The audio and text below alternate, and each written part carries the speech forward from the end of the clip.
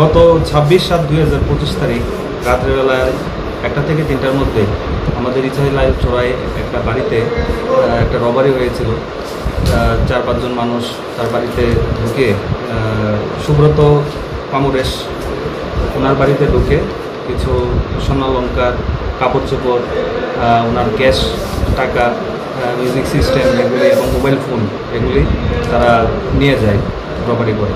তো পরবর্তী সময়ে আমরা একটা কেস রেজিস্টার করি, যা Kadamtala PS case number 41 number. তো যথারীতি আমরা একটা কেস নিয়ে তদন্ত শুরু করি।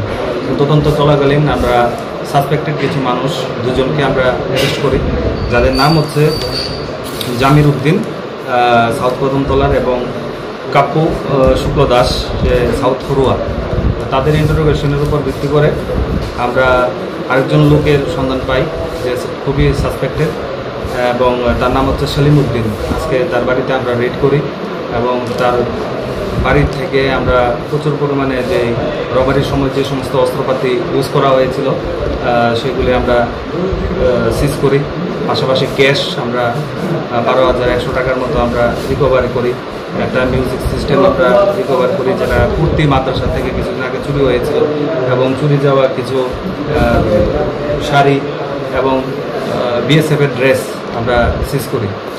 তো দীর্ঘদিন মানুষের কমপ্লেন ছিল বিভিন্ন জায়গায় যে আমাদের এরিয়ার মধ্যে যে বিএসএফের ড্রেস করে রাত্রিবেলায় ডাকাতের উদ্দেশ্যে 4-5 জন লোক তাদেরকে ভয়ভীতি দেখায় এবং ডাকাতি করে।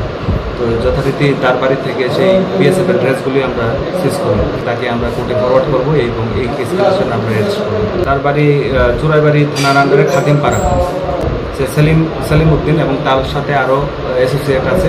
পরবর্তী সময়ে আমরা তাকে রিমান্ডে আনবো এবং রিমান্ডে ইন্টারোগেশনের পর আরও তার অ্যাসোসিয়েটসের নাম আমরা বের করতে পারবো।